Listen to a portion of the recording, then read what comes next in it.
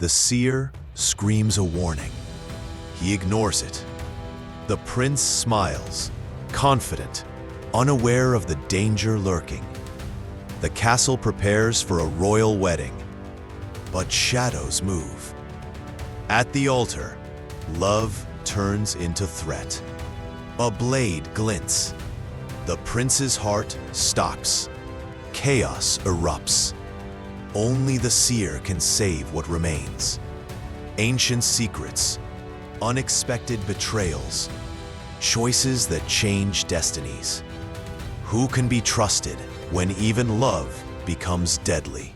The grand hall of the castle shimmered with candlelight, banners swaying gently in the cold draft. Shadows danced across the polished marble floors as the evening festivities echoed faintly from the courtyard. "Your Highness," a voice called, low and urgent. The prince turned sharply. A hooded figure emerged from the shadows, the seer. Her eyes glowed with a strange intensity. "You must listen," she whispered, her hand trembling as she reached for him. "A shadow creeps over your heart. Betrayal comes, not from your enemies, but from the one you trust most." The prince raised an eyebrow, a smirk tugging at his lips. "Do you speak in riddles, or do you think to scare me with visions?" "I do not lie," she said firmly, stepping closer. The flickering torchlight cast her face in sharp relief, revealing lines etched by time and knowledge. "Tonight, before the vows are spoken, danger walks among your closest allies. Beware." He chuckled softly, brushing a stray lock of hair from his forehead. "I have never feared shadows. Let the night come. I shall face it as I always have." The seer's gaze pierced him. Confidence is a fine armor, but even the strongest heart can bleed.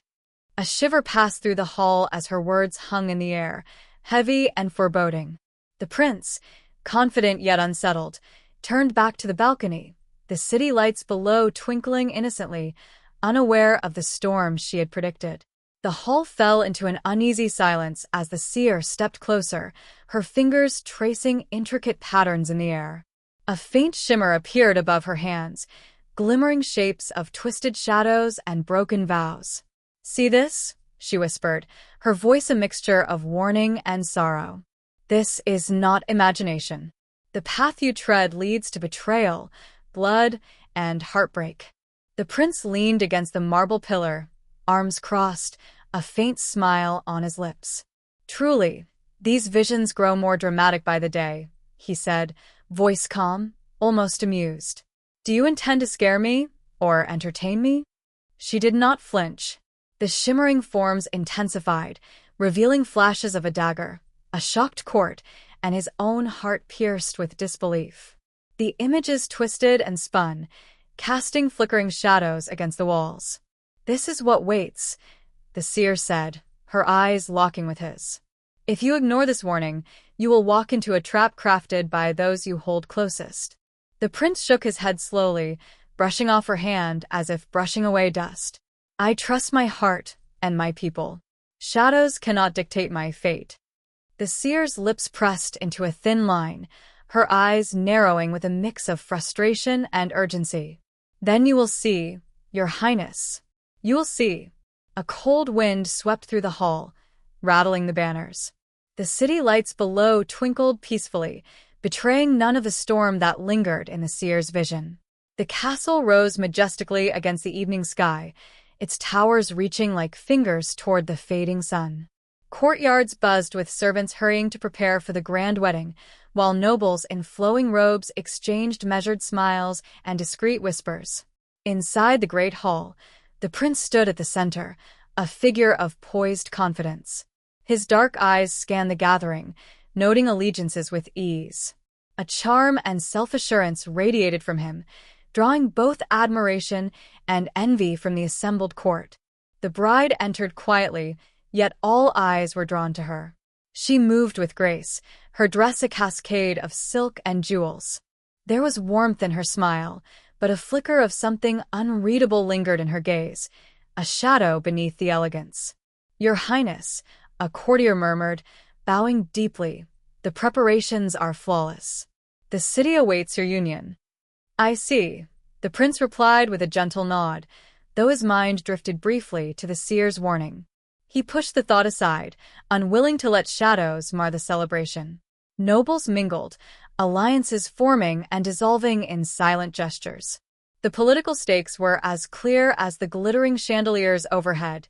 Marriages in this castle were never just matters of love. They were instruments of power. The bride's laughter floated lightly through the hall, enchanting yet measured, as if hiding thoughts behind each smile. The prince, captivated, could not discern whether he was seeing truth or carefully constructed illusion. Outside, the sun dipped below the horizon, casting golden streaks across the marble floors. Shadows lengthened, and the castle's grandeur took on a slightly ominous hue, hinting that beneath its splendor, currents of intrigue and danger flowed unseen. The castle buzzed with purposeful energy. Servants hurried along marble corridors, arranging tapestries, polishing silver, and laying out the finest linens. The scent of fresh flowers mingled with burning torches, casting the hall in a warm, golden glow. Courtiers whispered in corners, their words delicate yet sharp. "I hear the bride's family seeks favor in the council," one murmured, eyes darting to ensure no one overheard. Another nodded subtly, tracing alliances in their mind.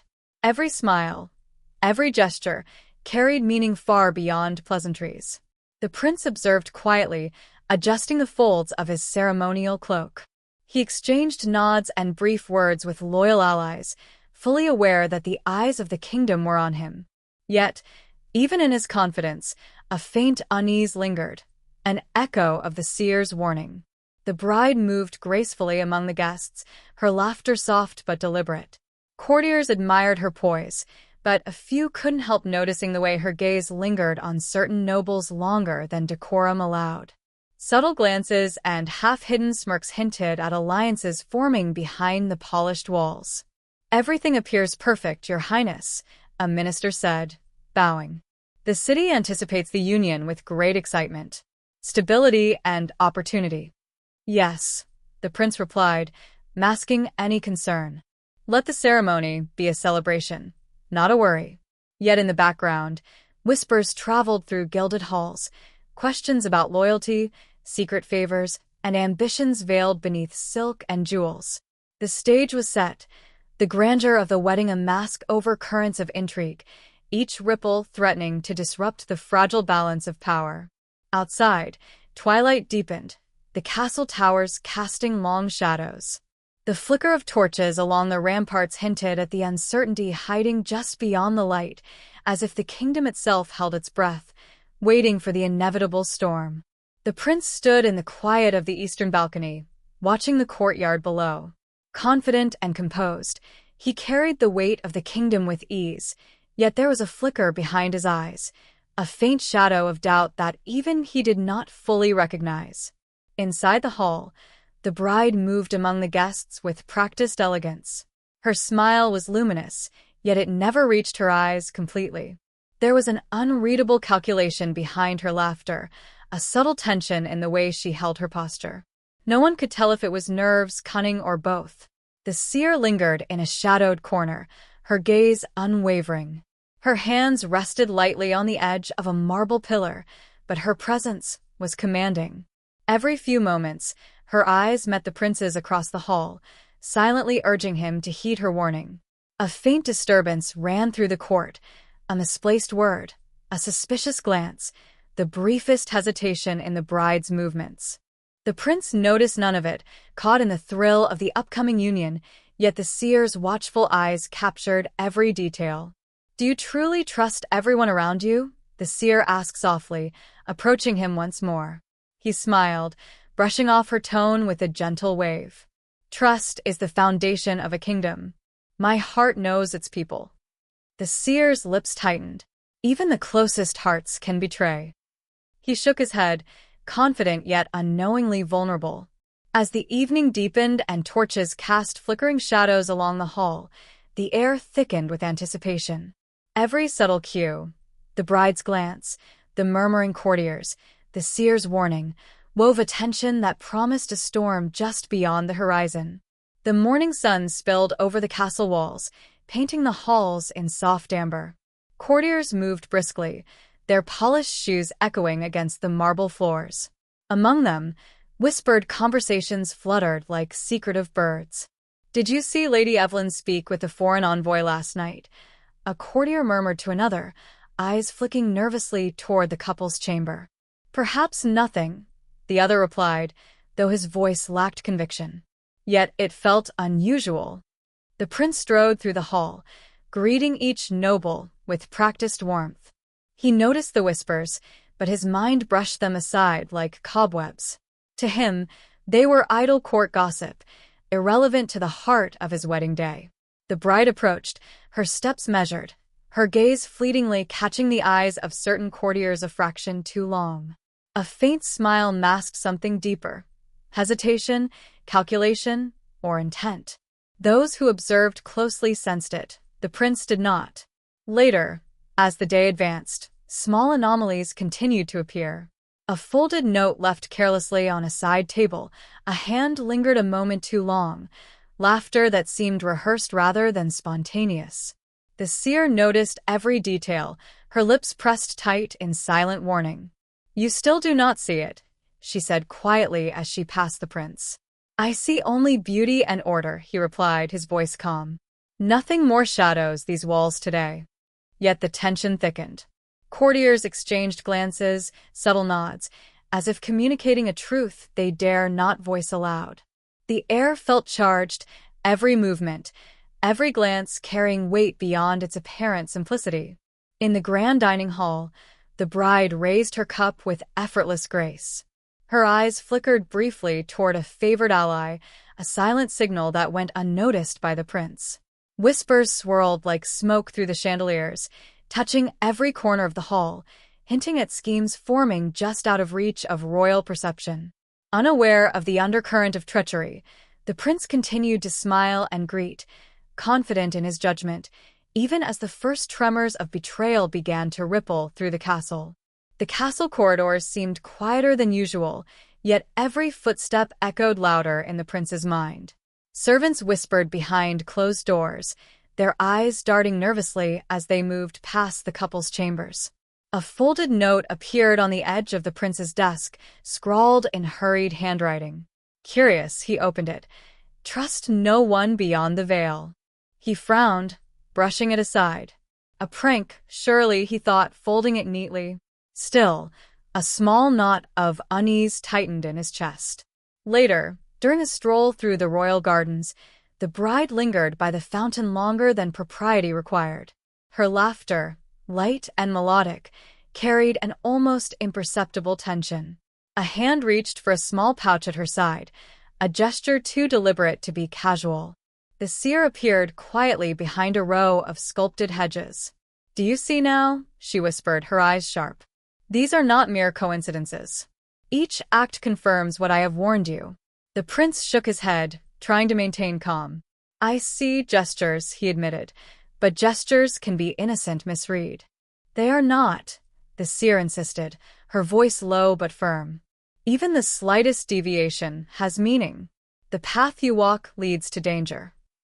As they spoke, a courtier approached with a veiled warning. "Your Highness, rumors abound of strange alliances forming tonight. Caution is advised." The prince offered a courteous nod, his pride warring with a creeping unease. Perhaps the seer sees shadows where none exist, he thought. Yet the weight of the day's small anomalies pressed against him. The misplaced note, the bride's fleeting glance, the whispered warnings. By twilight, tension had woven itself into the castle walls. Every glance, every movement, seemed charged with hidden intent. The prince's confidence wavered for the first time, though he masked it behind a polite smile. Deep down, a quiet question gnawed at him. Could he truly trust the world he had always relied upon? The grand hall shimmered under the glow of hundreds of candles, their flickering flames casting long, wavering shadows across the polished marble floors. Amid the gilded decorations and murmuring courtiers, subtle signs of unease went unnoticed by most, except the watchful eyes of those who knew what to look for. A noblewoman passed the bride with a bowed courtesy, her glance lingering just a second too long. The bride returned the gaze with a small, calculating smile, her hand brushing against a hidden dagger beneath the folds of her gown. The seer stood near the balcony, arms crossed, observing every motion with sharp scrutiny. "They move as one," she muttered softly, almost to herself. Every gesture, every glance, too deliberate to be innocent. A silver goblet tipped from a tray, spilling wine across the patterned floor. The prince stooped to help, unaware that it had been intentionally nudged, a subtle message from unseen hands. His attention remained on the glittering guests, on the beauty of the hall, rather than the brewing threat. Two courtiers whispered in the corner, eyes flicking toward the couple. "Did you see her exchange that note with the captain of the guard?" one asked, voice hushed. "Impossible to ignore," the other replied, tension tight in his tone. If the prince knew. The prince's smile remained, polite and bright, yet the audience could see the tension around him, the way the court seemed to bend and shift in subtle conspiracies. The bride's laughter floated like a silver chime, beautiful but with a hint of mischief, her eyes darting toward the same figures again and again. Outside, the last light of day faded, and shadows gathered like a living thing along the castle walls.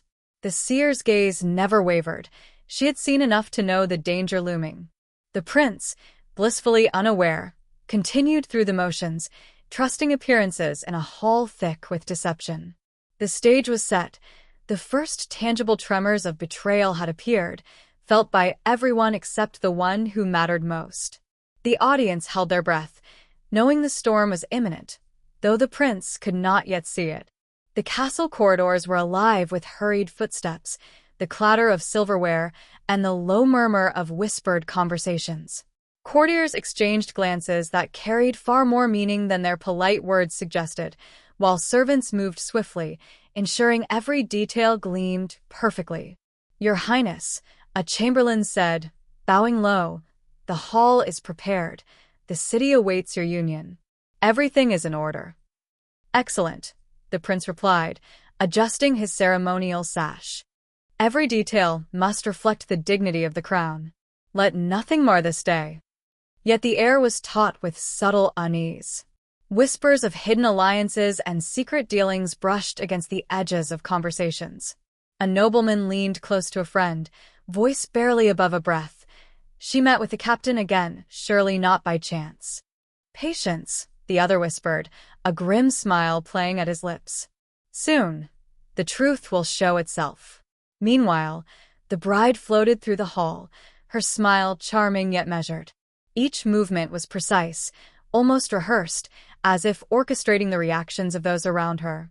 Courtiers watched with fascination and suspicion alike, sensing layers of intrigue beneath her beauty. The seer lingered in the shadows, fingers entwined, eyes scanning the room with a silent, unyielding intensity. Every glance, every hushed conversation, confirmed her vision. Danger was imminent, and the prince remained blind to it. "Do you feel it?" the seer murmured under her breath, almost to herself. The threads of betrayal weaving through this hall. The prince moved from table to table, inspecting the arrangements, adjusting ribbons and florals, oblivious to the currents of deceit swirling around him. He smiled at the courtiers, exchanged greetings, praised the servants, his focus on the ceremonial perfection blinding him to the storm gathering just beyond the gilded doors. Outside, torches flickered in the evening breeze, casting shifting shadows that danced along the castle walls. Within, the hall thrummed with anticipation, the whispers of conspiracy mingling with the music of preparation. The stage was ready, the players in place, but the prince, confident and unaware, remained untouched by the threat that had already entered his world. The morning sun broke through the stained-glass windows of the throne room, scattering fractured light across the polished floor. Servants hurried past with scrolls and fabric, decorators clambered across scaffolds, and advisors spoke in tight, controlled voices. The castle was brimming with anticipation, but beneath the surface, invisible cracks began to show. The prince stood before a long oak table covered in wedding plans, guest lists, royal decrees, maps of the ceremonial parade through the capital. His advisor, Lord Aldrin, leaned in, voice low. Your Highness, the northern barons still refuse to pledge loyalty unless their lands are secured after the marriage. They grow impatient. They will receive their assurance after the ceremony. The prince replied firmly. Until then, they must trust my word. Aldrin hesitated. Trust is a currency some here do not value, my prince. The prince exhaled, weighing his response. If I bend to threats now, I invite more in the future. Yet doubt flickered in his eyes, the first sign of his growing inner turmoil. Across the room, Lady Seraphine, his bride-to-be, glided toward him, surrounded by a flutter of attendants adjusting her gown. Her smile was luminous as always, yet her gaze carried something unreadable. My prince, she said softly, offering her hand. Should we rehearse the vows today, or will your counsel consume you entirely? He kissed her hand and smiled. Duty first, then devotion. The kingdom demands order. Her eyes narrowed just slightly, though her lips never lost their curve. Of course. But remember, love, too, is a kingdom, and it must be ruled wisely. Before he could respond, a sudden commotion broke out near the hall entrance. 2 guards dragged in a frightened servant girl clutching a small wooden box. What is the meaning of this? The prince demanded. The captain of the guards stepped forward. She was found near the eastern gates, carrying sealed documents. No seal of the crown. No authorization. We believe she is a courier for an unknown faction. The servant trembled. I swear, I was only delivering what I was given, nothing more. The prince frowned. And who gave it to you? Her eyes darted, fear, hesitation, then silence. Before he could press further, the box was pried open. Inside lay folded parchment, marked with a sigil the court had not seen in decades, a serpent coiled around a sword. Whispers erupted. The silent order, impossible. They were thought destroyed. What does this mean? The prince felt the weight of all eyes on him. His instincts screamed caution, yet pride and duty drove his next words. Remove her. We will investigate quietly. No panic in the court. As the guards led the girl away, the prince glanced across the room, only to find the seer watching from the shadows, eyes fixed on him, expression grave. He approached her, jaw tight. You knew something. You always seem to. The question, she said, is not what I know. It is why you refuse to see. He stiffened. I do see. Everything I must. And I will not turn a joyful union into a witch hunt based on rumors and symbols. She leaned closer. Then your blindness is not ignorance. It is a choice. He turned away, but her final whisper followed him like a chill. And choices have consequences. Night fell heavy over the castle, wrapping its towers in cold mist. In the war room, where only candles lit the rough stone walls, the prince examined the sealed documents seized earlier.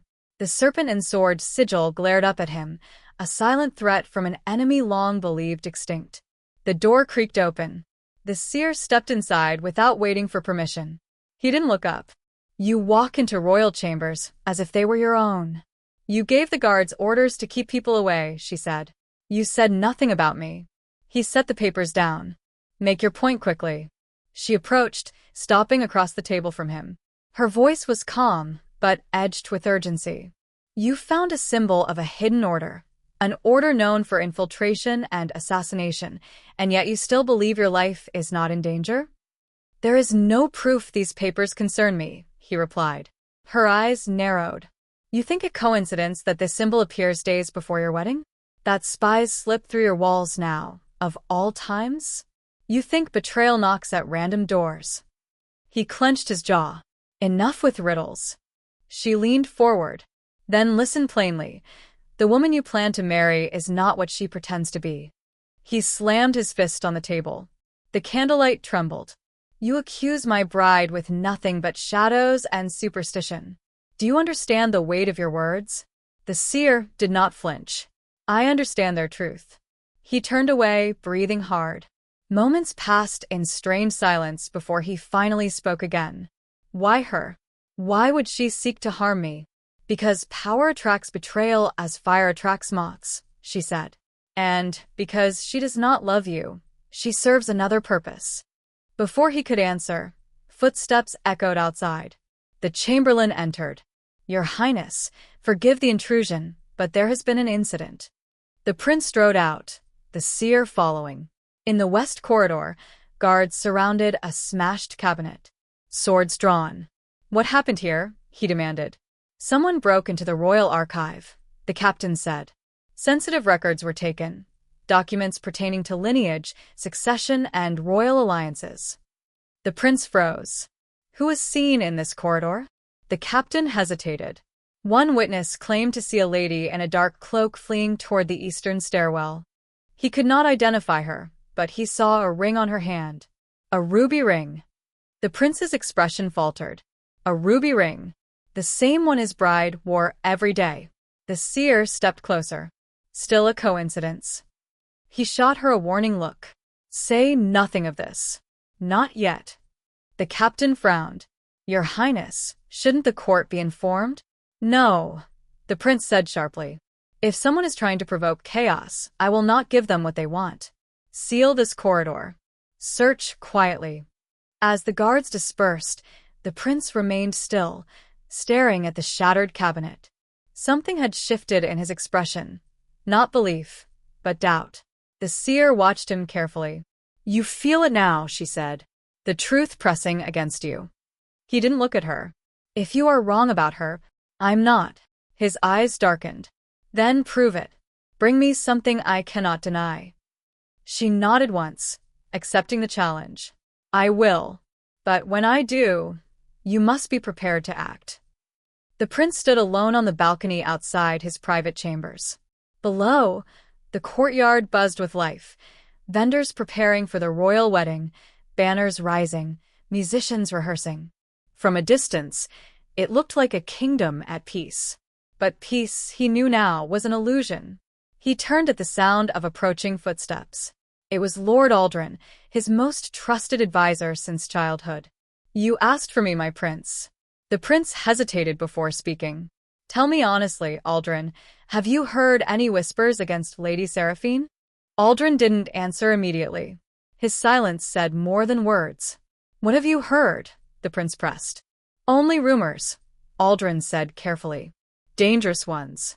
Some claim she has been meeting in secret with foreign envoys. Others mention the silent order. The prince clenched his fists. Lies. Envy.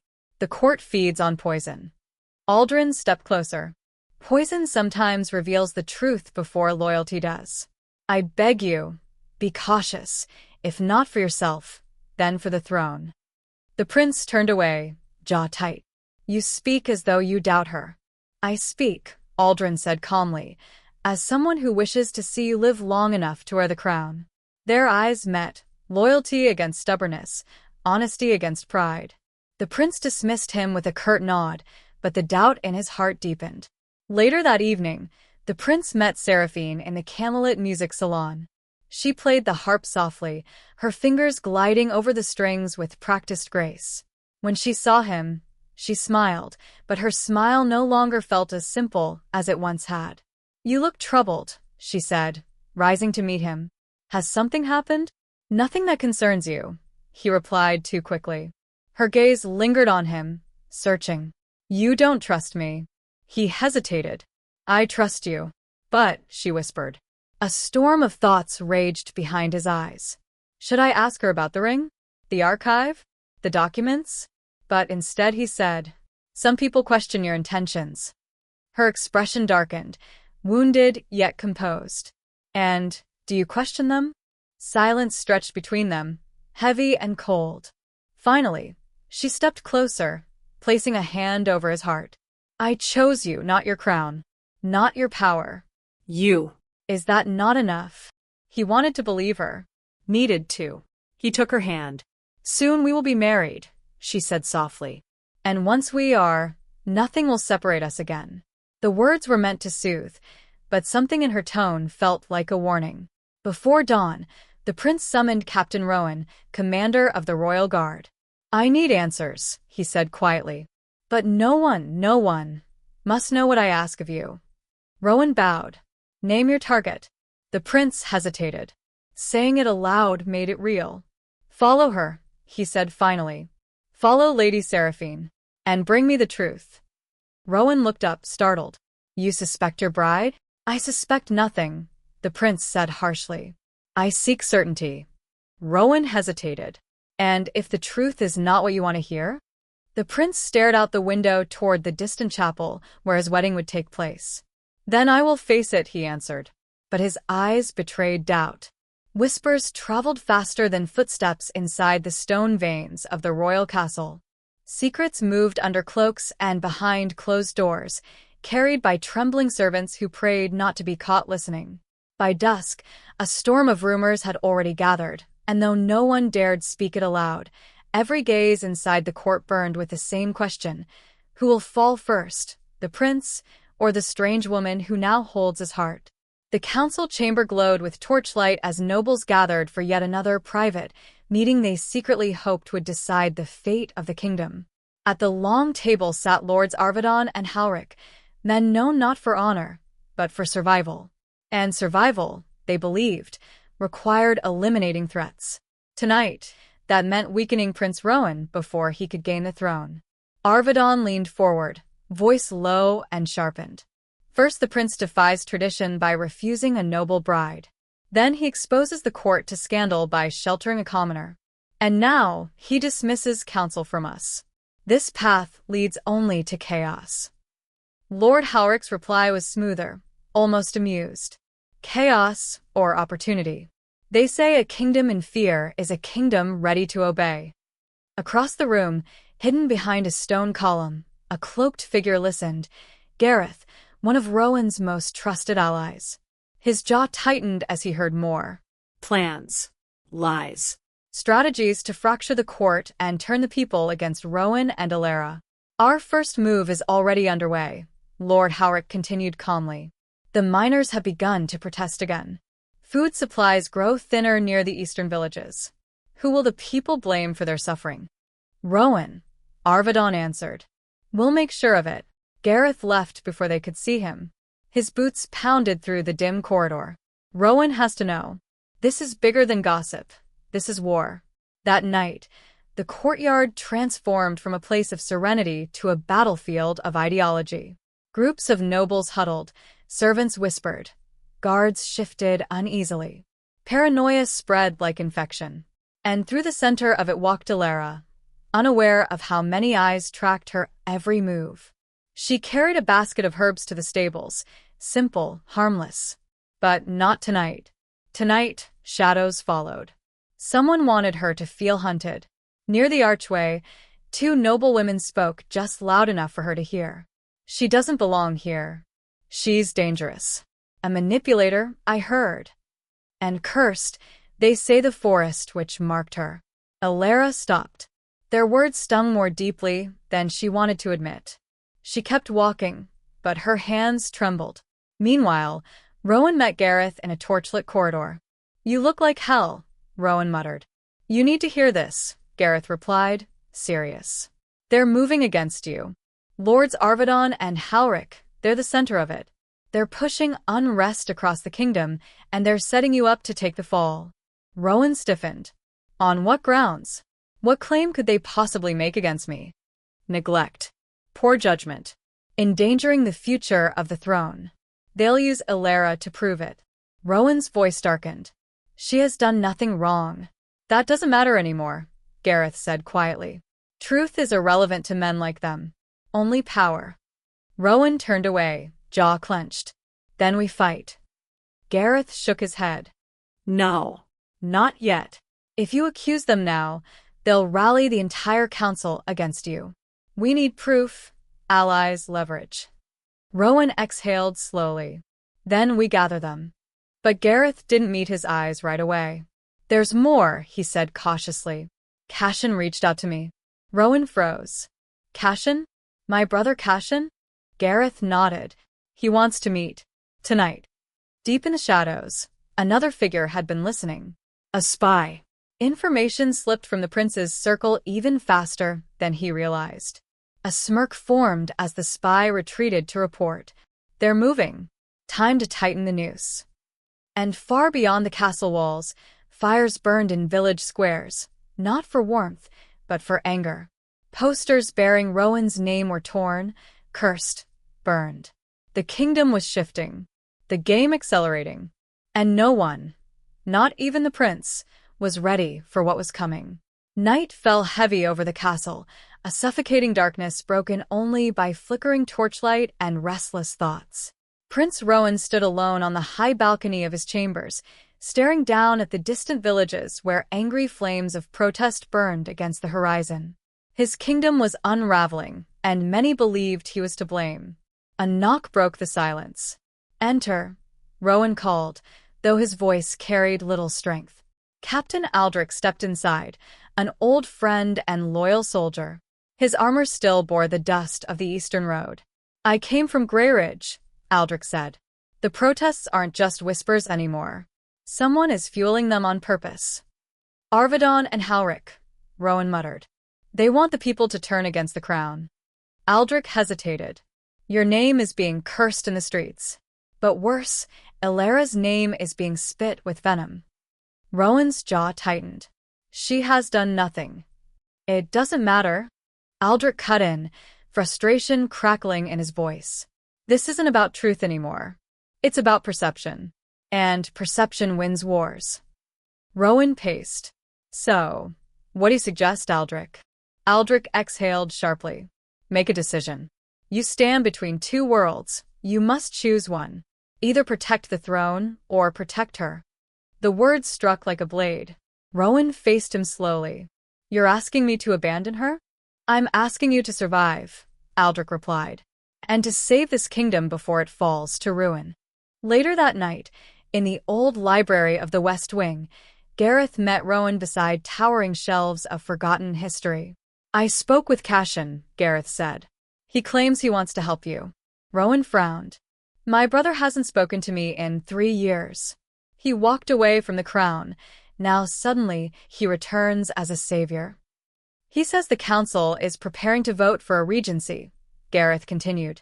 "They want to strip you of power, declare you unfit to rule." Rowan felt the walls closing in, breath turning heavy. On what grounds? Emotional instability, reckless behavior, failure to secure a political marriage. They're building the case now. "And Cashin?" Rowan asked. "Why is he back?" Gareth hesitated. "He says he can stop the vote. But he wants something in return." Rowan's eyes narrowed. "What?" "He wants you to end a relationship with Illyra. Publicly. Permanently." The room seemed to pulse with silence. Rowan stared at Gareth, disbelief burning in his voice. "He wants me to destroy the only honest thing in my life?" "He believes she's weakening you," Gareth said quietly. "He thinks she's the reason the court sees you as reckless." "He thinks." "I don't care what he thinks," Rowan snapped. "Rowan," Gareth's voice softened, "listen to me. If Cashin stops the regency, you'll have a chance to fight back. But if you lose this, they won't just take your title. They'll take your freedom. Illyra's too. Maybe even her life." Rowan lowered his gaze. A deep, painful conflict churned inside him. "Why must every path demand a sacrifice?" he whispered. Near midnight, Rowan found Illyra in the quiet of the moonlit garden. She sat alone on the stone bench, cloak wrapped around her shoulders. When she saw him, she managed a soft smile, but she noticed the torment in his eyes. "What happened?" she asked gently. He sat beside her, staring at the silent fountain. "They're coming for me," he said. "For us. And I don't know how to stop them without becoming something I swore I'd never be." Illyra turned to him. "Whatever it is, speak it." He hesitated. Pain flickered across his face. "They want me to renounce you." Her breath caught, but she didn't cry, didn't break. She simply closed her eyes for a moment, as though she had expected this. "And will you?" she asked. The question cut to the core of him. "I don't know," he answered truthfully. She nodded slowly. "Then don't decide for me. Decide for yourself. Not as a prince. Not as an heir. As a man." Her voice trembled. "Because once you choose, There is no going back. He reached for her hand, held it like a lifeline. Whatever happens, she whispered, do not lose yourself. From the shadows, unseen eyes watched them, and the choice awaiting Rowan would cost more than he could imagine. The castle pulsed with an unnatural energy, anxious, electric, waiting to break. Servants hurried through the torchlit corridors carrying crates of silver goblets, velvet drapes, and carved oak chairs for the royal wedding. Musicians tuned lutes and harps in the banquet hall. Priests rehearsed ceremonial lines in hushed tones. Everything was in motion. Everything except the people at the center of it. Prince Rowan stared at the gilded crown resting in its display case, its jewel-studded frame reflecting fragments of torchlight. It should have felt like destiny, like triumph. Instead, it felt like a noose. Gareth entered his chamber. They want you in the council hall. Final preparations before the ceremony. Rowan didn't move. Preparations, he repeated quietly. I can't tell whether I'm preparing for a wedding or a war. Gareth hesitated. Perhaps both. In the grand hall, Queen Regent Lysandra supervised details with military precision. Her silver gown swept across the marble floor like snowfall, but her eyes were ice. The guest seating must be reorganized, she ordered sternly. Representatives of Halric and Arvedon must be stationed apart. If they sit near each other, they'll erupt before the vows are spoken. Across the room, Cashin, the estranged brother, watched everything from the shadows, arms crossed, expression unreadable. Rowan didn't trust him, but he needed him, and that made him dangerous. Cashin approached Rowan. The priests will proceed as planned, but security must double. You'll need personal guards at your side. Rowan frowned. For a wedding? For a battlefield, Cashin replied. You just can't see the weapons yet. Outside the castle walls, the marketplace buzzed with violent rumors. A small crowd gathered around a drunken messenger shouting, "The prince has been bewitched. The girl is a curse. She'll bring ruin on us all." Coins changed hands. Lies spread faster than truth. Inside the castle, someone wanted those lies to grow. Alara felt it too. She stood before the mirror in her quiet chamber as a seamstress adjusted the sleeves of her ceremonial gown. The fabric was ivory silk, pure, elegant, but as she looked at herself, she didn't see a bride. She saw a target. There was a knock. The seamstress froze. Alara dismissed her gently and opened the door herself. The seer stood there, hood pulled low, eyes burning with urgency. You shouldn't be here, Alara whispered. If the guards see you. They won't, the seer cut in. We don't have time. She handed Alara a small velvet pouch. What is this? Alara asked. A charm of protection, the seer said. There are forces moving tonight. Some want to see your heart stop before you reach the altar. Alara opened the pouch, and her breath caught. Inside was a ring. Not just any ring. Rowan's father's signet ring, the one buried with the late king. Her voice trembled. How did you? The dead speak louder than the living, the seer said. And they want the truth revealed. In another wing of the castle, Captain Aldrich discovered something chilling. Hidden behind a stack of ceremonial crates, he found a locked wooden chest. Inside, covert weapons. Daggers. Crossbows. Poison needles. He stormed through the hall and slammed the chest before Gareth and Cashin. This is treason, Aldrich roared. Someone is planning an attack inside the palace during the ceremony. Whose orders? Gareth demanded. Cashin didn't blink. Someone inside this room already knows. Aldrich stepped in close. If I discover this is tied to your little return to power stunt. Cashin met his glare. You'll do what, Captain? Swear on your honor? The same honor that failed to protect the king. The room froze. Aldrich reached for his sword. Enough, Rowan commanded from the doorway. Save your rage for the enemy, whoever he is. Cashin leaned in. Then choose quickly, because he'll strike before the vows are spoken. Night fell once more. The wedding was at dawn. The castle slept, but danger didn't. A cloaked figure moved silently through the ancient passages beneath the palace. They reached the foundation pillar where the castle vault was sealed and placed a black iron sigil against the wall. A quiet pulse of dark magic spread like smoke. Above, in her chamber, Elara shivered. Something unseen brushed the air. The ring in her hand felt suddenly heavy, as if warning her of what was coming. Dawn would bring vows. Or blood. And love was running out of time. Dawn broke over the kingdom like a blade of cold light, slicing the sky with a merciless glow. The bells of Aurelius rang from the highest tower, solemn, ceremonial, final. Inside the great chapel, nobles from across the realm gathered in rows, their jewels glittering like constellations against velvet cloaks and silk gowns. Everything looked perfect until one looked closer. There was tension under every breath. Nervous glances. Stiff shoulders. A silence too heavy to be festive. At the center of the marble aisle stood Prince Rowan in ceremonial armor, silver and royal blue. His expression was noble, calm. But inside, a storm raged. The seer's warning echoed in his mind like a ghost. Your life will end by the hand you trust most.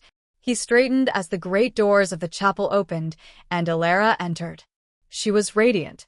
Her gown flowed like liquid starlight, her dark hair crowned with pearls, her eyes soft as dawn. Gasps swept the crowd. She walked toward Rowan with measured grace, every step echoing forever. She smiled faintly, but there was something in her gaze, something unreadable. And Rowan, despite everything, loved her. Far in the shadows near a column stood the seer, hood drawn low. She watched silently, muscles tense, eyes burning with urgency. Something was wrong. The air felt too still, too quiet. The wrong kind of quiet, trap quiet. She murmured to herself, "It begins." The high priest stepped forward between the couple. "We gather here under the grace of the crown and witness the union of..." Crack. A thunderous echo shook the chapel as one of the great stained-glass windows trembled. A ripple of unease moved through the crowd. The high priest cleared his throat, forcing composure. "Of Prince Rowan of Aurelius and Lady Elara of House Vale. May their vows..." His voice faded. The seer's pulse accelerated. She wasn't the only one feeling it now. Others shifted uncomfortably. Someone whispered, "Did you feel that?" Another, "Something's wrong." Gareth reached subtly for the hilt of his sword at Rowan's side. Cashin scanned the balcony above. Captain Aldrich eyed the chapel doors, ready. A quiet storm was building, and only a few could sense it. Rowan took Elara's hands. They trembled. "Are you afraid?" he asked softly. "No," she said, but her voice cracked. "I'm..."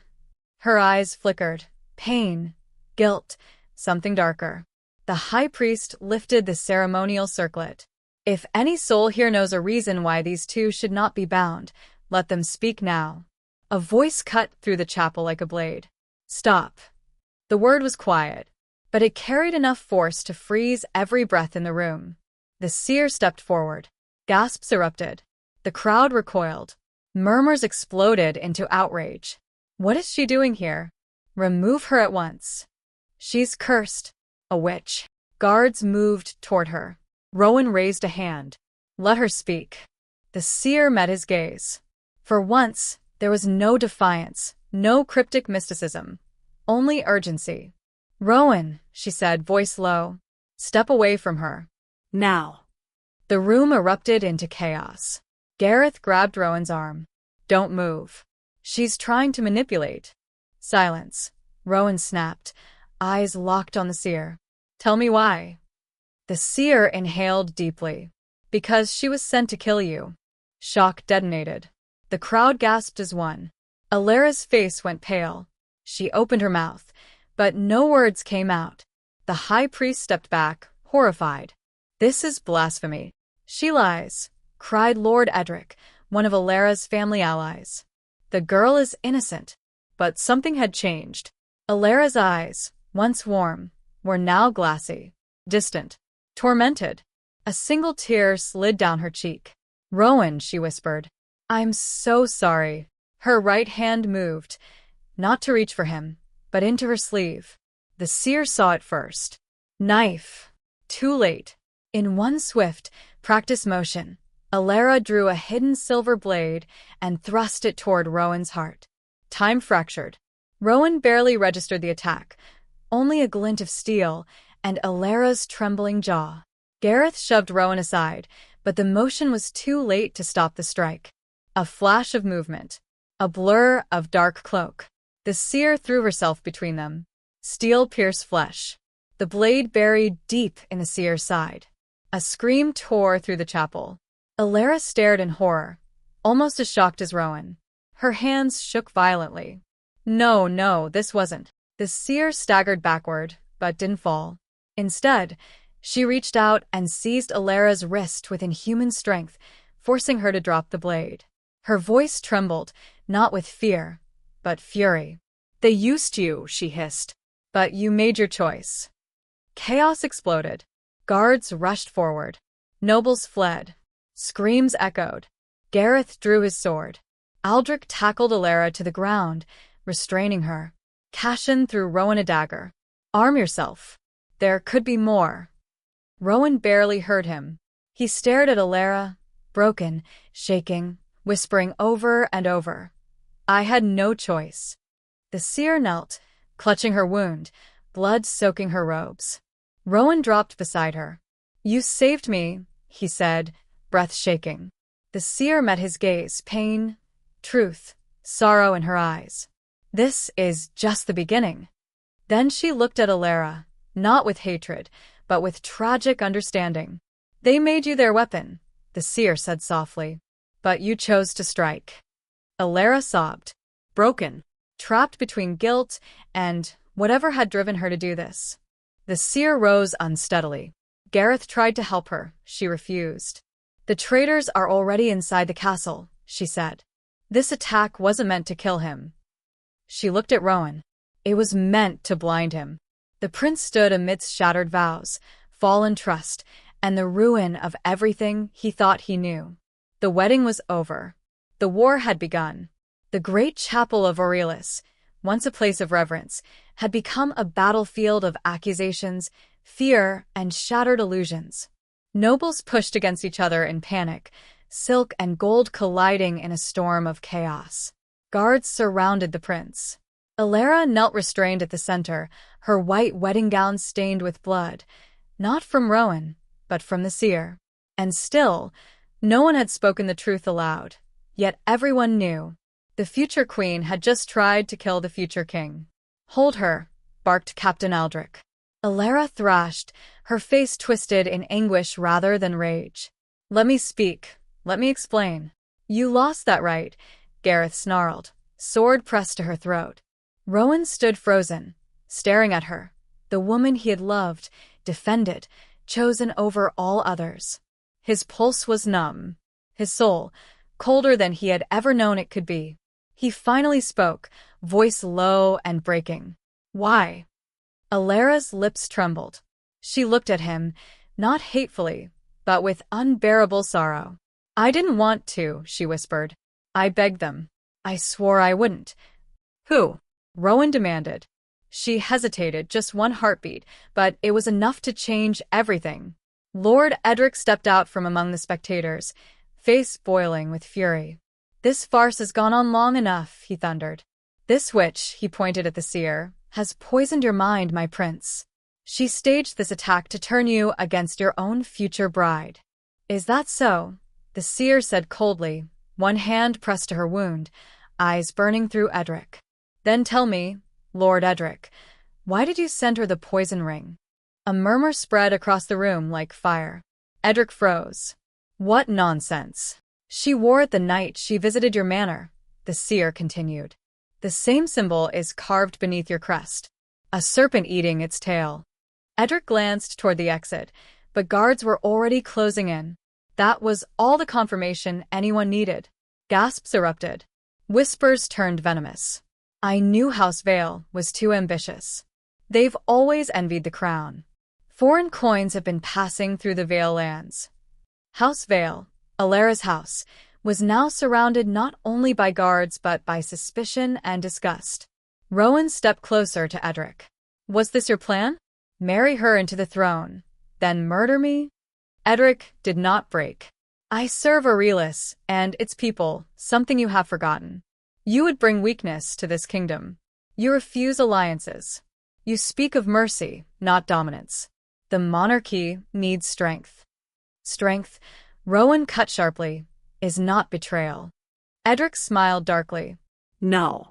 Betrayal is what happens when a king cannot inspire loyalty. At those words, Rowan struck him. A savage blow. Edric crashed to the marble floor. Blood spilled from his lip, but he still grinned, a fanatic unafraid to burn. You have no idea, Edric said, voice low and ominous, what you are truly up against. The seer stepped forward. House Vale is not acting alone. This is part of something far greater. Silence her. Edric roared, but too late. She was not the only one sent to kill you, the seer said. The Silent Order has already infiltrated the capital. Loyalists disguised as servants. Advisors. Guards. A hush of terror swept through the room. The idea was horrifying but made terrifying sense. Poison in the wine cellar. Missing patrols. Strange shipments arriving at night. Someone watching Rowan from the shadows. It all suddenly fit. How long? Rowan asked quietly. The seer locked eyes with him. Months. Alara closed her eyes in silent guilt. You lied to me, Rowan said, voice hollow. I loved you, she whispered. Then why? She broke. Completely. They threatened my family, she sobbed. My father didn't know what Edric was doing. My brothers were taken. I was given a choice. Marry you and kill you, or watch them die. I tried to escape. I tried to warn you, but they watched me day and night. Enough, Gareth snapped, but Rowan raised a hand. Let her speak. I swear, she cried, I wanted to tell you, but they promised me that if I failed, they would burn Vale lands to ash. The seer finished grimly. All eyes now shifted to Rowan. The young prince was silent, tormented, betrayed by love and politics alike. He had refused to see the truth until it nearly killed him. Now the truth stood before him, bloody, trembling, undeniable. He walked to Alara. The crowd held its breath. He knelt before her, not in mercy, but in judgment. Alara Vale, he said quietly, I would have given you everything, my loyalty, my throne, my heart. Tears streamed down her face. You had my trust, he said coldly, and you destroyed it. Rowan, please. Guards, he said without looking away, take her to the dungeons. She will stand trial for treason. She reached for him, but he didn't move. This was the moment Rowan stopped being a naive prince. This was the moment he began to become a king. As Alara was dragged away, she cried one last warning. Rowan, they're coming for you next. They're already inside the castle. The doors slammed shut behind her. Silence fell. Not peace, war in disguise. The seer turned to Rowan. Now, do you believe me? Rowan met her gaze. I don't just believe you, he said. I need you. The screams from the cathedral still echoed in the prince's ears long after the guards dragged Lady Evelyn, his former bride-to-be, away in chains. The cathedral doors shut with a thunderous slam, leaving behind a suffocating silence, broken only by the frantic flapping of doves disturbed in the rafters. The guests who moments earlier had gathered to witness a royal marriage were now frozen in shock, faces pale, eyes wide, breath held in disbelief, as if waking from a nightmare. Blood speckled the prince's ceremonial white tunic, not his own, but from the dagger that would have killed him, if not for the intervention of one person. Alara. The seer stood just a few steps away from him, hands trembling, ocean-dark hair falling over her face, the silver blade she'd used to stop Evelyn discarded at her feet. Her chest rose and fell fast, as though she had sprinted through fire. She avoided his gaze, as if afraid of what she might see in it. Prince Alistair took a single step toward her, then stopped. He felt suspended in time, trapped between the destruction of everything he believed and the terrifying unknown of what came next. Betrayal burned inside him like poison. He had been seconds away from pledging his life to a woman who had just tried to murder him. And worse, he had been blind. He clenched his fists as a storm gathered behind his eyes. Images flooded his thoughts. Evelyn laughing in the rose gardens, promising loyalty. Evelyn asking about his family's most guarded secrets. Evelyn touching his chest over his heart, whispering, "I will always protect you." Lies. All of them. He tasted fury and humiliation. A trembling voice broke through the tension. "Your Highness," said Lord Cedric, the High Chancellor, stepping forward. "We must hurry you to safety. There is no telling if this assassination attempt was isolated. There may be conspirators still inside the cathedral." Conspirators. The word echoed in Alistair's mind like a war horn. Evelyn had not acted alone. Of that he was certain now. But who else had betrayed him? He looked up and saw the court. Dukes and barons pretending innocence. Ladies with masks of shock hiding serpents beneath their smiles. Knights gripping sword hilts, but not out of protection, out of anticipation. Something was wrong here. Something had been wrong for a long time, and he had failed to see it. "Clear the cathedral," he ordered, voice cold. "No one leaves until they are questioned." At once, guards moved into formation. Cedric approached again, lowering his voice. "Your Majesty, please. Let us take you to the palace. This is not safe. Someone may try again." Alistair ignored him. Instead, his eyes drifted back to Alara, the woman who had saved him. She stood alone. The wedding guests watched her with unease, some even stepping away from her as though she were a threat. Whispers poisoned the air. She knew. She must have known. She carries blades, unnatural. Witch. Dangerous. And among those stares of fear, something worse appeared. Contempt. Alistair walked toward her. Alara finally looked up, meeting his gaze. Her eyes were full of stormlight, deep, ancient, burdened with knowledge she did not want. Blood stained her hands. She raised them slightly, as though unsure whether to speak or bow. "Are you hurt?" she whispered. Her question stunned him. Of all things, she asked about him. "No," he replied, voice quieter now. Silence wrapped them for a moment. Unspoken truths weighed heavily between them. She had known. She had warned him, time and time again. And he had turned away from her, dismissed her, doubted her. "How long?" he asked. Alara hesitated. "Long enough." That is not an answer. Wind swirled inside the cathedral, flickering the torches and making her cloak ripple like a shadow.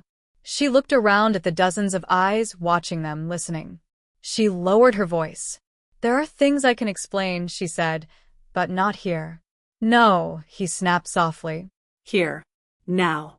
"I deserve to know how close I came to dying today and why you chose to involve yourself in my fate." Her expression shifted, not with fear, but with pain. "I didn't choose this," she said. "Your fate collided with mine the moment you refused to turn back. You stepped onto a path that was meant to remain sealed. You shattered the balance." "Speak plainly."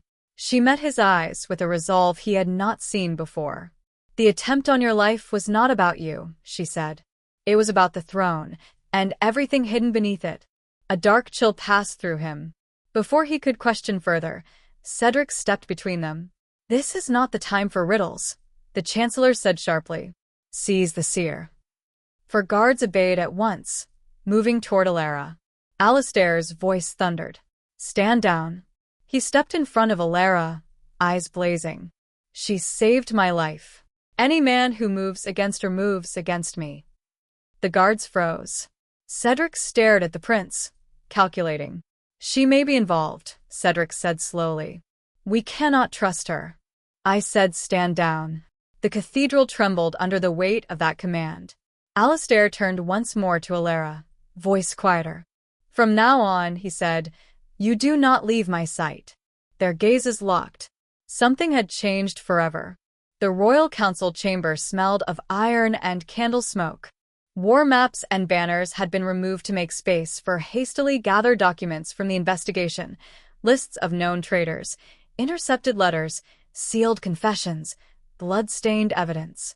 It was as though the kingdom itself had been sliced open, its secrets spilling onto the table.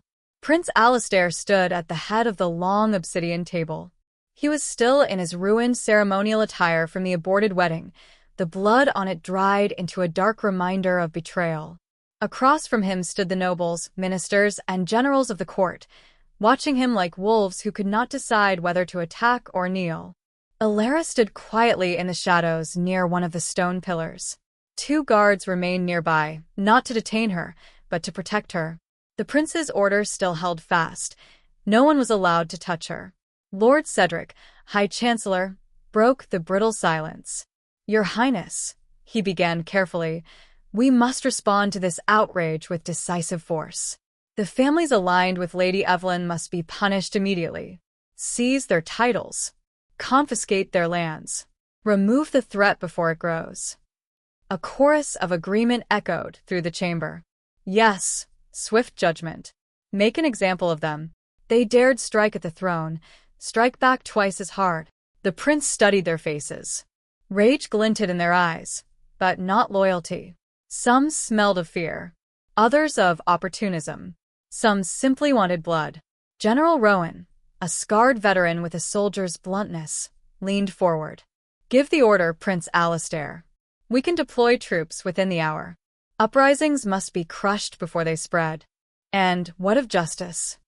Alastair asked quietly. Rowan blinked. "Justice, Your Highness, is served by strength. And strength requires action, not hesitation." A murmur of approval followed. It would have been so easy to agree. Easy to give in to the fire burning in his chest, the humiliation, the betrayal, the anger. Easy to lash out, to punish them all, to remind the world that crossing a prince came with consequences. But with every shout for blood, he felt himself step closer to becoming something he despised. He turned slowly and looked at Alara. Her eyes met his, not with instruction or persuasion, but something different. Something grounding. Her silent gaze asked only one question. "Who do you choose to be now?" He inhaled deeply. "We will not retaliate blindly," he said. The entire chamber erupted. What? Impossible. Madness. This is weakness. Lord Cedric slammed his hands on the table. "You would allow traitors to walk free?" "No," Alastair replied. "I will not allow innocents to suffer for the crimes of the guilty. Those involved in this conspiracy will face justice, but only after a fair and thorough investigation." Cedric narrowed his eyes. "With respect, Prince Alastair, that is not how the game of power is played. Mercy now will be seen as fear." "I am not playing a game," Alastair said, voice like steel. "And I do not fear them." Cedric stepped forward. "You risk opening the door to rebellion.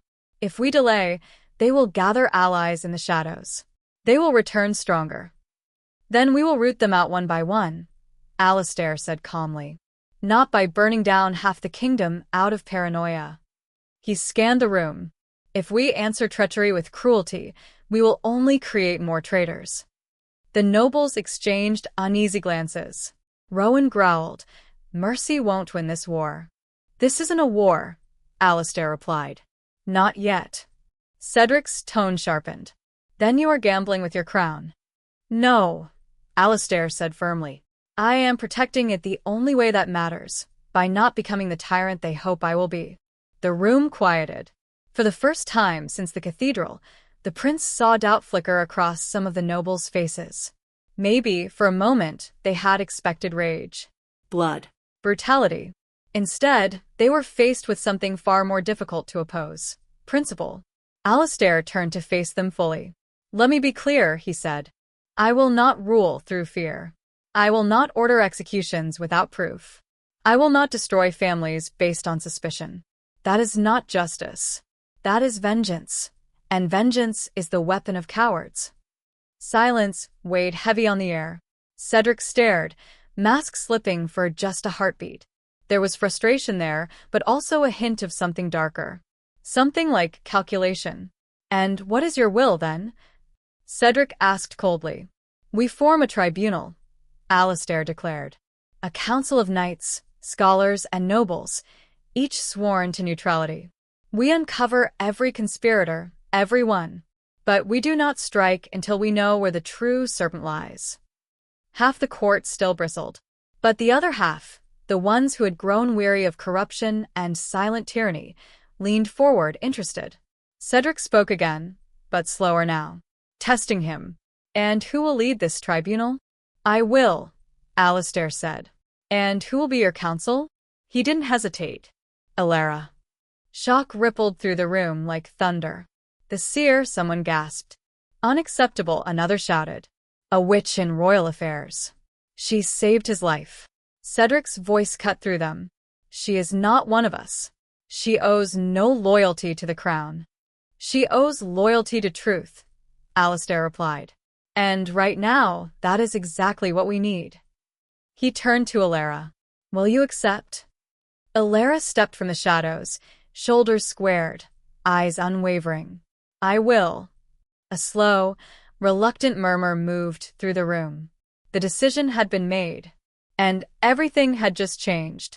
For the first time, the war for the throne had a new battlefield, not in shadows or bloodshed, but in truth. Prince Alistair had made his choice, and the court would never be the same again. The royal hall had transformed overnight from a place of celebration into a cold chamber of judgment. Torches flickered along the stone walls, throwing jagged shadows across tapestries that once celebrated past victories. The air was thick with tension, a palpable weight pressing down on everyone who entered. Prince Alistair stood at the center, armored in black and silver ceremonial garb, his cape draped over one shoulder. His jaw was tight, his eyes were storm-dark. Every inch of him radiated authority tempered with purpose. Beside him, Alara moved silently, alert, her hand resting lightly on the hilt of a dagger she now carried for protection, not offense. In the far corner, Lady Evelyn sat chained to a high-backed chair, her once pristine gown ripped and dirt-stained. Her allies, 2 nobles and 3 cloaked figures, stood nearby, hands bound, faces pale but defiant. Their whispers carried venom, each word a dagger aimed at the prince. Alistair took a deep breath, steadying himself. Every heartbeat seemed to echo in the hall, a drum counting down the moments before confrontation. "Evelyn," he said, voice firm, low, controlled. "You have caused enough blood to stain these walls. Tell me why. Speak clearly now." Her lips curled into a cold, bitter smile. "Speak," she whispered, voice sharp as broken glass.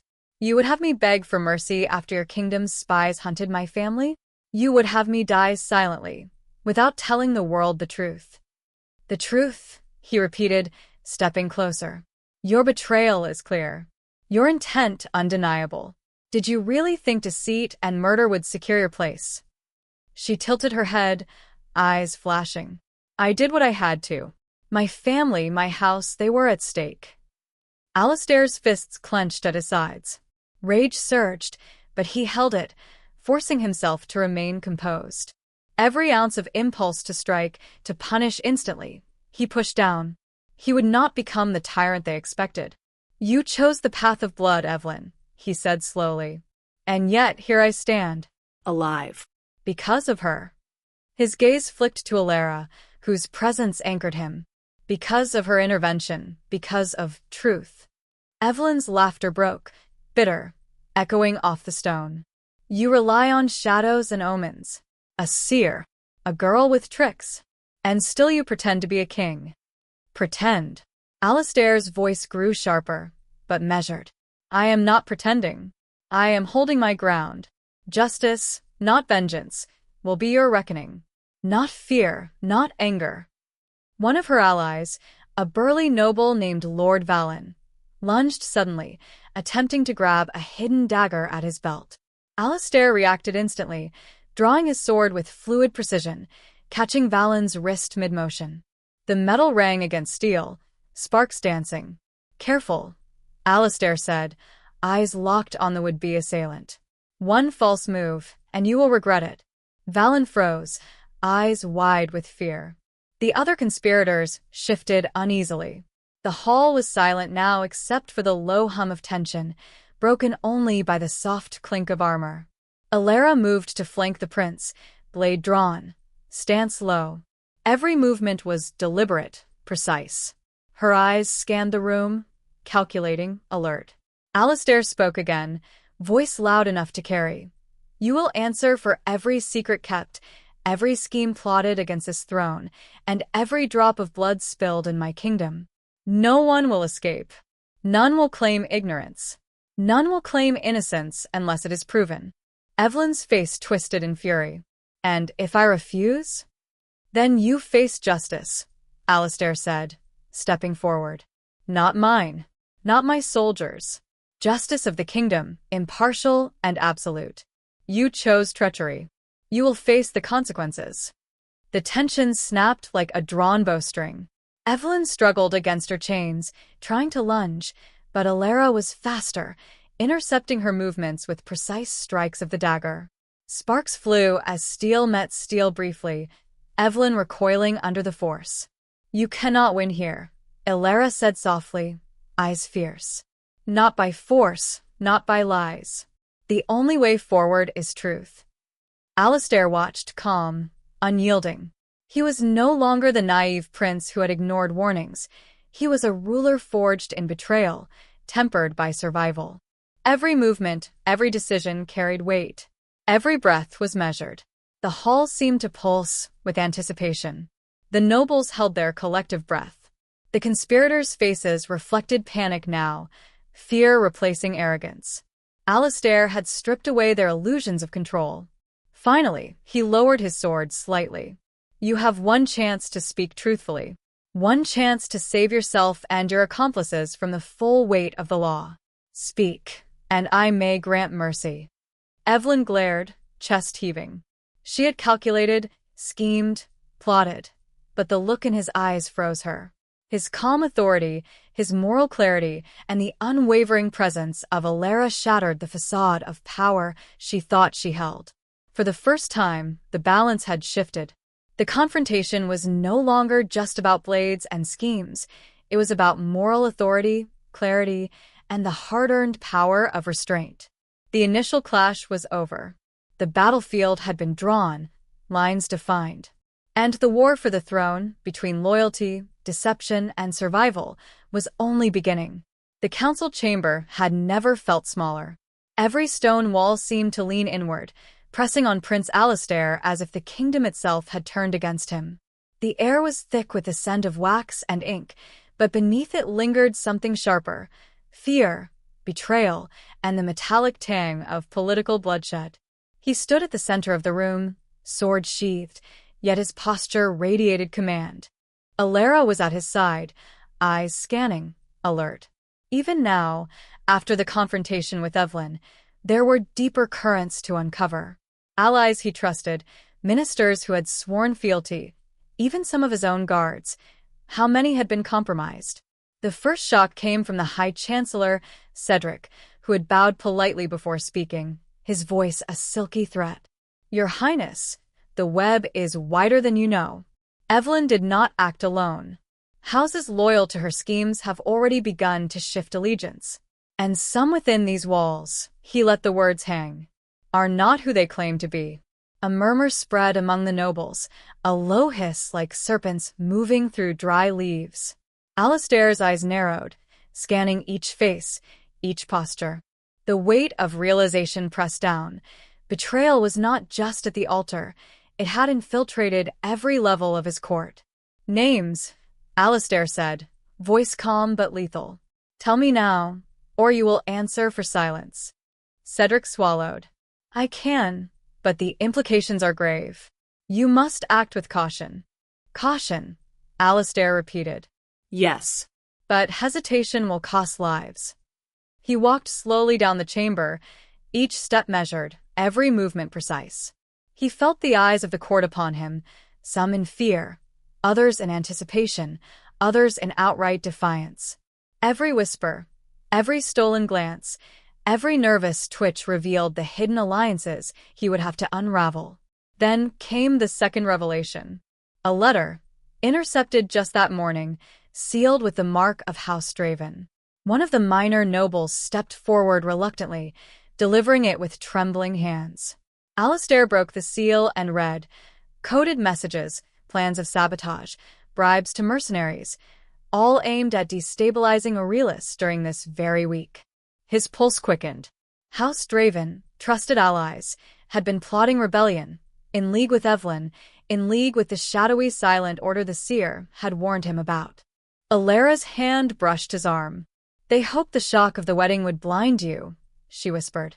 "They underestimated your resolve." Alistair nodded, swallowing hard. "Then we root them out. All of them." Carefully. Precisely. The chamber erupted in whispers again, but this time the fear was directed at the conspirators themselves. Eyes darted. Alliances shifted subtly, as if the walls themselves were watching. Cedric stepped forward, tension in his shoulders. "Your Highness, House Draven is powerful. They control trade routes, supply lines, even some of the city guard. Open confrontation will spark civil unrest." "I am aware," Alistair replied, voice steady. "And yet, inaction would be far worse. We strike with law, not chaos. We expose treachery, but we do not descend to the level of the traitor." Another shock came from an unexpected source. Lady Mirabelle, a noblewoman he had long trusted, dropped a small, folded note at his feet. The handwriting was unmistakable, his father's old tutor. "The dagger comes from within your closest circle." Alistair froze. His stomach turned. Closest circle. Could it be? He looked around. Friends, allies, even mentors. Who could he trust? Every familiar face now carried the shadow of doubt. Alara's eyes met his. Silent, unwavering. She understood. She had navigated these treacherous waters before. "We face it together," she said. Step by step. One truth at a time. He nodded. Deep inside, he knew she was right. The prince he had been, naive, trusting, blinded by affection, could not survive these trials. But the king he was becoming, calm, decisive, morally grounded, would endure. Alistair raised his hand, and silence fell like a heavy veil. "Let it be known," he said, voice echoing through the chamber, "that any act of treachery within Aurelius will be uncovered. Loyalty will be rewarded. Deceit will be punished. And no one, no friend, no ally, no noble, will escape the consequences of their actions." A hush settled over the room. Some bowed, some recoiled. Fear and respect mingled in the air. Alistair could feel it. The balance had shifted. Every conspirator, every traitor, every shadow in the court now understood that the prince was no longer vulnerable. He was alert, aware, unflinching. And in the corner of his vision, he saw Alara. Calm. Resolute. A reminder of what had saved him. Courage, truth, and intervention at the moment he had almost fallen. The emotional climax was complete. Betrayals had been exposed, alliances shaken, and Alistair had faced not only the deception of others, but the fragility of his own trust. The war for Aurelius was far from over, but the prince's command had been established, firm, moral, and unyielding. And every traitor in the room, and beyond, now understood that Alistair was no longer a boy prince. He was a king in the making. The royal hall had become a battlefield of whispers and glances. Torches cast jittering shadows over the marble floor as nobles shifted uneasily, weighing loyalties, calculating risks. Every gesture, every cough, every footstep carried meaning. The cathedral shadows had followed them here. Evelyn's betrayal was only the first act, and now the fractures in the court were exposed. Prince Alistair stood at the dais, hands resting lightly on the carved wooden rail. His eyes swept across the gathered nobles, assessing reactions, reading expressions like an unspoken language. Alara remained close, silent but vigilant, a steadying presence amidst the swirling tension. Lord Cedric broke the heavy silence. "Your Highness, the court is in chaos. Families are divided. Some demand immediate punishment, others question your restraint." Alistair's gaze hardened. "I expected nothing less. Betrayal breeds fear. Fear breeds division. Let it be known, I will not tolerate secret factions within my kingdom, nor will I allow loyalty to be coerced by whispers and intimidation. A murmur ran through the room. Some nodded cautiously. Others exchanged tense looks. From the far side of the hall, Duke Harlan, a powerful ally of House Draven, stepped forward, voice dripping with calculated charm. "Sire, you speak of restraint, but your hesitation emboldens our enemies. Some of us have remained loyal through decades of political storms. Yet now, in the wake of Evelyn's treachery, you treat us with suspicion. We demand clarity." Alistair's eyes narrowed. Clarity is coming, but it will not be dictated by fear or threats. I am not blind to past loyalties, but I am no longer blind to deceit. Those who serve truthfully will stand beside me. Those who hide it will face judgment. A ripple of tension coursed through the room. Several nobles looked at each other, uncertainty flashing in their eyes. Alliances that had seemed unshakable now trembled under the weight of revelation. Lady Mirabelle, whose counsel Alistair had once trusted implicitly, finally spoke. Her voice was cold, precise. "And if those judged innocent are deemed guilty by mistake? Will the prince's mercy be his weakness?" Alistair's jaw clenched, but his reply was steady. "Injustice will not be tolerated. But I will not act out of vengeance. The moment I rule by fear, I betray the crown itself. Those who sowed betrayal will be punished. Those who did not will be spared." A group of courtiers whispered rapidly among themselves, tension turning to outright confrontation. Some drew back, wary of being caught on the wrong side. Others stepped forward, emboldened. Lines were forming, loyalties declared, alliances ruptured. Then came the first physical sign of fracture. Lord Valen, a minor noble aligned with Evelyn's conspirators, slammed his hand on the table, rattling goblets and scrolls. "Enough of this. You coddle traitors while the kingdom teeters on the brink. We demand action, swift, decisive, or we will act ourselves." Alistair's eyes swept over the assembled nobles, meeting their glares without flinching. "You threaten the throne?" he asked quietly. "Only the indecision of a prince who hesitates." Valen snapped. Alistair stepped forward. "Then hear me clearly. I will not be manipulated.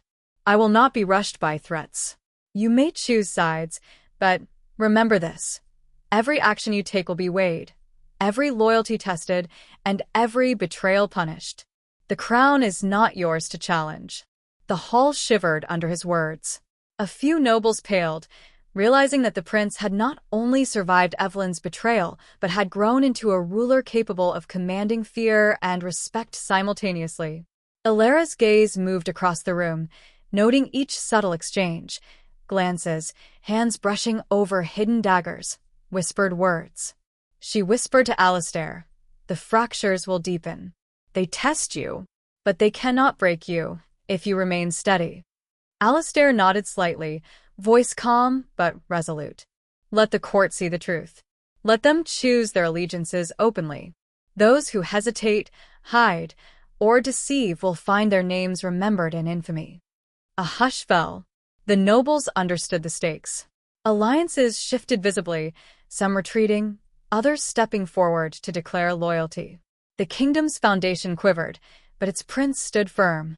And in that silence, Alistair felt the weight of leadership like never before. Betrayal had shown him the fragility of trust, the cost of ignorance, and the power of restraint. The rupture of alliances was not merely political, it was personal. Every glance carried accusation, every movement intention. And yet, amid the chaos, one truth was clear. Prince Alistair was no longer a passive heir. He had faced treachery, made moral choices, and survived. The crown, though shaken, would endure because its air had been tempered by fire. Ilara's presence beside him was a reminder of what had saved him, and of the path he must continue to walk. Justice guided by truth, courage tempered with restraint, and a will unbroken even when the kingdom seemed poised to crumble around him. The court had fractured. Alliances had splintered. And the stage was set for the final reckoning. The grand hall quivered with tension, each torch flicker casting elongated shadows across anxious faces. Every noble, every guard, every whispered word seemed magnified, as though the walls themselves were holding their breath. Betrayal had stretched the kingdom to its breaking point, but Prince Alistair would not let it fracture entirely.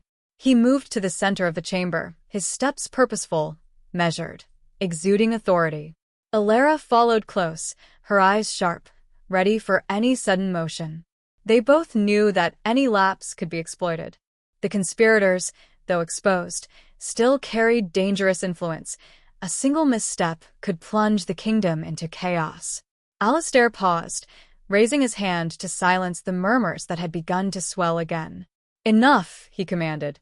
His voice carried the weight of a man who had faced death, betrayal, and deceit, and emerged tempered. This court will not descend into anarchy because of fear or anger. We act now, and we act with precision. From the corner, Lady Evelyn's allies shifted nervously, sensing the tide turning decisively against them. Valen's glare faltered. Duke Harlan's arrogance wavered. Even Cedric, usually calculating, looked uncertain under the prince's gaze. Alistair drew a deep breath, feeling the heavy pulse of the kingdom around him. "We begin with accountability," he declared. "Every act of treachery, every secret alliance, every plot against the crown will be revealed. No one will hide behind titles, wealth, or influence. Justice will be swift, fair, and absolute." Alara stepped forward, her dagger still gleaming faintly in torchlight. "We move carefully," she reminded him, her voice steady. "We expose without bloodshed where possible. The moment we act rashly, we risk losing what we fight to protect." Alistair nodded, acknowledging the truth in her words. He had learned the cost of impulsivity. The events of the altar, the hidden daggers, the whispered betrayals, they had sharpened his mind, steeled his resolve. He would not be blindsided again. Turning to the court, he spoke again, voice rising over the collective tension. "You will answer for your deeds. Those who aided betrayal, whether by action or silence, will face consequences.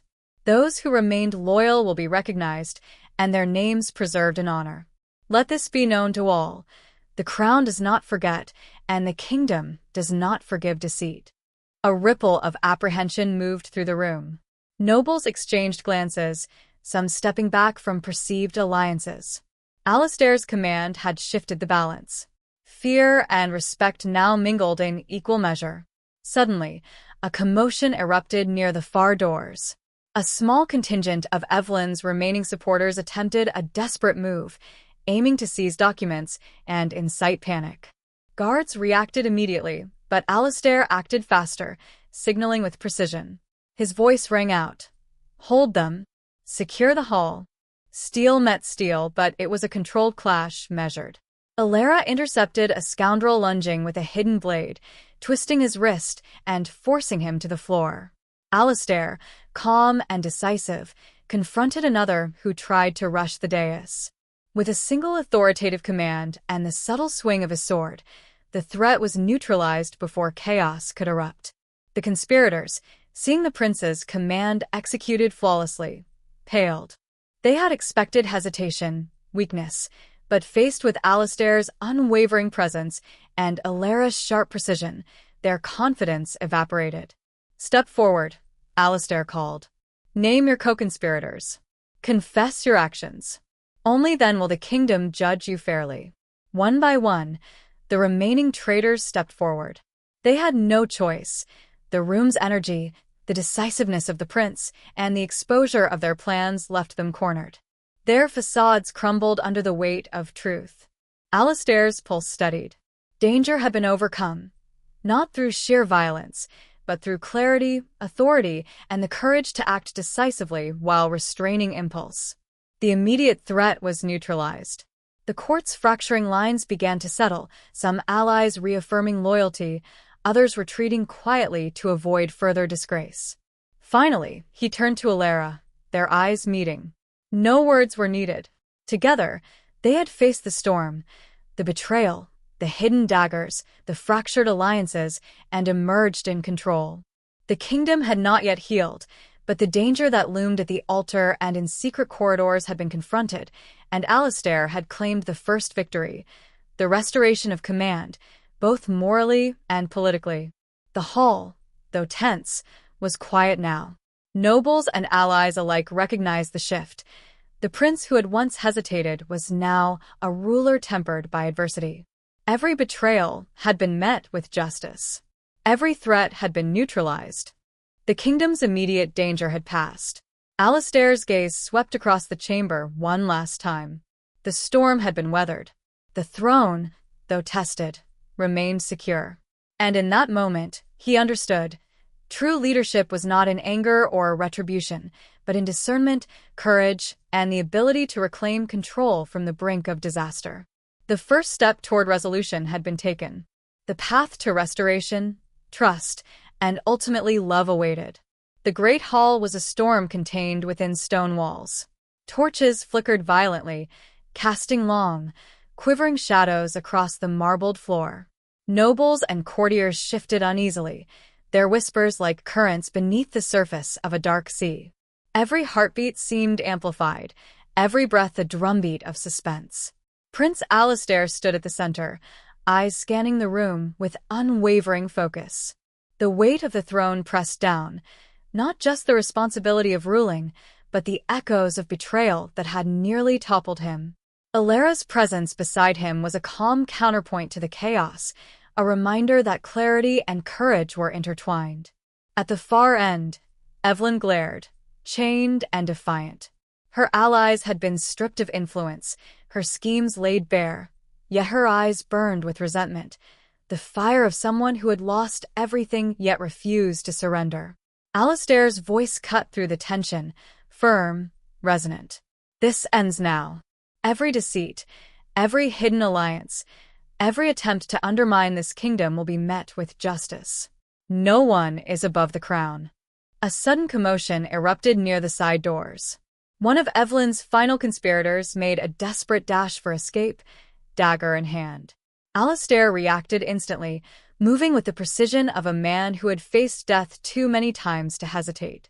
He intercepted the figure, disarming him with a swift motion, and pinned him against the wall. Alara moved fluidly alongside him, cutting off another would-be assailant. Sparks flew as blades met steel, the clash brief but intense. The hall reverberated with the metallic rhythm of confrontation, a symphony of control and chaos. Alastair's gaze swept across the room, taking in every expression, every gesture.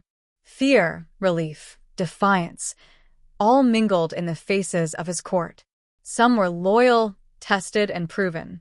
Others were wavering, realizing that the prince who had once seemed naive was now a force of unwavering authority. He turned to Evelyn, calm but with a lethal edge beneath his composure. You sought to destroy trust, to seize power through treachery. You will answer for your actions. But understand this, vengeance will not guide my hand. Justice will. Evelyn's lips curled in bitter defiance. And if justice fails? If you are weak at the moment that matters most? Alastair stepped closer, the weight of the room's silence bearing down. Weakness is not an option I can afford. Neither is rashness. I act with the mind of a king and the heart of a man who has learned the cost of inaction. The final conspirators, witnessing the unwavering stance of their prince, faltered. One by one, they dropped weapons, realizing the futility of further struggle. The hall's tension shifted from imminent danger to controlled reckoning. Alara's voice, soft but firm, reached him. The worst has passed. You faced the storm and remained unbroken. Alastair nodded, taking in the magnitude of what had occurred. Betrayal had been confronted, danger neutralized, and alliances, though fractured, had been exposed. The prince's reflection was brief but intense. Leadership was forged not in moments of ease, but in trials that demanded courage, clarity, and unwavering moral judgment. He lifted his gaze, addressing the gathered nobles with authority tempered by restraint. Let this be a lesson. Loyalty will be rewarded. Deceit will be met with consequences. And the crown will stand, guided by truth and tempered by justice. Let the kingdom remember that we face adversity with courage, and we overcome it with integrity. A hush fell over the hall, the echo of his words settling like a mantle. Even Evelyn's defiance dimmed under the power of truth and moral authority that Alistair now embodied. For a moment, time itself seemed suspended. The prince allowed himself to breathe, to feel the surge of relief mingled with lingering tension. The danger was not entirely gone. The court would continue to test him, but the immediate threat had been overcome, decisively and morally. He looked at Alara, gratitude and unspoken understanding passing between them. She had been his anchor, his guide, and his shield. Together, they had survived the climax of treachery and emerged in command. Alistair finally turned his gaze to the hall, eyes sharp, voice calm, yet commanding. The kingdom survives because we acted, not in fear, not in anger, but with courage and reason. Let this be the dawn of a reign defined by wisdom, strength, and justice. In that instant, the emotional apex of the struggle was reached. The prince, tempered by betrayal, danger, and political upheaval, had stood unbroken. The conspiracies had been confronted, the dangers neutralized, and the court forced to witness the emergence of a leader capable of navigating the chaos with clarity, honor, and unwavering moral conviction. The final echo of tension settled into a quiet sense of resolution. The storm had passed, the danger overcome, and the stage was set for the prince to guide his kingdom, and himself, toward restoration, trust, and the hope of love yet to come. The great hall, once a battlefield of whispers and tension, now felt strangely quiet. Torches flickered softly, casting warm golden light across the marble floors. The echoes of betrayal and danger had faded, replaced by the careful shuffle of courtiers reclaiming composure. Prince Alistair leaned against the dais railing, arms crossed lightly, allowing himself a moment of introspection. The adrenaline of confrontation had subsided, leaving a calm, deliberate awareness of what had been learned and what must guide him forward. Trust, he realized, was a delicate architecture. It could not be given blindly, nor could it be withdrawn without consideration. The events of the past days had shown him both the fragility of alliances and the resilience of those who stood by him. Alara, standing a few paces away, observed him with a quiet understanding. "You've done what many would have feared," she said softly. "You faced deception without losing yourself to anger or fear." Alistair nodded, eyes scanning the reorganized court. Ministers, nobles, and guards moved with measured purpose, aligning themselves according to loyalty now proven. The chaos had left marks, but it had also clarified lines of trust. Those who had faltered were carefully watched, those who had remained steadfast quietly acknowledged. "The crown has survived," he murmured, more to himself than anyone else. "But the kingdom is only as strong as the vigilance we maintain, and the lessons we carry forward." Cedric, ever the cautious advisor, stepped forward. "Your Highness, the court is stabilizing. Loyal houses are reaffirming their support. The kingdom will remember your measured response. It will see a ruler who acts with wisdom as well as courage." Alistair allowed a faint smile. "Good. Let them see that justice is neither cruel nor reckless, but fair. That strength is tempered by restraint." He walked slowly through the hall, observing faces no longer clouded with fear but softened by relief and respect. Each step was deliberate, a statement that he had emerged from peril unbroken, capable of leading not through intimidation, but through moral authority. Alara moved beside him, subtle warmth in her glance. "And what of yourself?" she asked quietly. "Have you found clarity in what this all means?" Alistair paused, reflecting. "I have learned much," he admitted. "That leadership requires not just courage but discernment. That the heart must remain steadfast even when deceived. And that those we trust may test us, but those who remain true define the kingdom's strength." A gentle breeze drifted through open windows, carrying the faint scent of blossoms from the palace gardens. For a moment, it seemed as if the world itself was breathing, acknowledging the shift from turmoil to order. The stage was set not only for the restoration of the court but also for the possibilities of the future. Alistair's thoughts drifted to the promise of what might come next. Among the shadows of betrayal and the echoes of danger, he had glimpsed the value of companionship, loyalty, and courage. The kingdom had been tested, and so had he. Now, with the immediate threat behind him, the path was open for a different kind of trust, the possibility of new love, earned and untainted by deception. The prince straightened, gaze rising to the golden chandeliers above. The lessons of betrayal would remain, etched in memory, but they would no longer dictate fear. Instead, they would guide wisdom, inspire vigilance, and prepare him for the bonds he was yet to form. The court had survived, the danger had passed, and Alistair, tempered by experience, had emerged ready to embrace both duty and the promise of hope. The story was not yet finished, but for the first time, the prince saw the horizon with clarity, confidence, and the possibility of something beautiful waiting just beyond the trials of the past. The morning sun spilled golden light over the palace gardens, illuminating dew-kissed flowers and the sparkling fountains. The chaos of the past weeks felt distant, replaced by the calm certainty of a kingdom restored. Prince Alistair walked along the marble pathway, his steps measured, confident, and at peace. The court had settled into order, alliances reforged, and danger had been vanquished, but the heart of the prince sought something beyond duty. At the edge of the rose garden, she stood. A woman of quiet grace, her presence immediately commanding yet comforting. Her eyes met his, and for the first time in months, Alistair felt the full weight of serenity, mixed with a flutter of hope and something deeper, unspoken yet undeniable. "You came," she said softly, a smile playing on her lips. "I had to," Alistair replied, voice steady but warm. "After everything, I know what truly matters, and I cannot imagine facing the future without you by my side." The garden seemed to hold its breath, the fountain's gentle murmur a serene counterpoint to the beating of his heart. Birds rose from the flowering trees, circling overhead as if blessing the moment. She stepped closer, and the world narrowed to the space between them.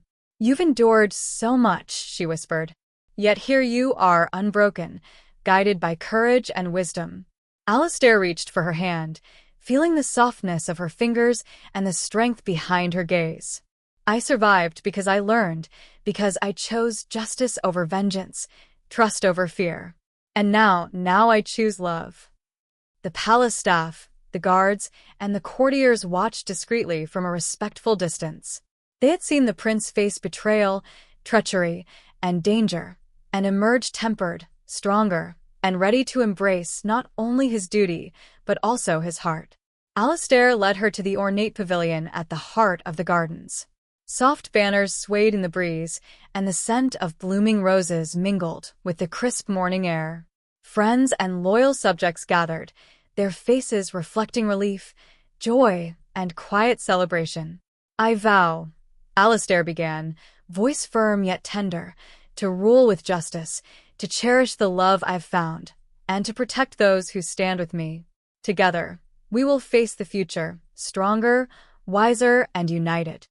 She placed her hand over his, eyes bright with emotion. "And I vow to stand beside you, to honor that love and the trust you've shown. Together, we will be stronger than the trials of the past." The crowd erupted in quiet applause as Alistair drew her close. Their foreheads touched briefly, a silent acknowledgement of trials endured and joys to come. The kingdom had seen darkness, deception, and peril, and yet, in the light of that morning, it also witnessed love, hope, and the triumph of integrity. As they exchanged rings, the sun fully emerged, bathing the couple in warmth. Every glance, every whisper of wind, every gentle rustle of leaves seemed to affirm the moment. Justice had been served, hearts had been healed, and the prince had found not only a kingdom to rule, but a love to cherish. Alistair and his bride turned to face their court, united, resolute, and radiant. The lessons of betrayal, danger, and leadership would guide them always, but now they also carried the promise of enduring love, hope, and a future shaped by courage, trust, and unwavering moral strength. The kingdom exhaled. Harmony had returned, and the prince, at last, embraced both duty and the joy of the heart, knowing that love and justice could coexist and flourish.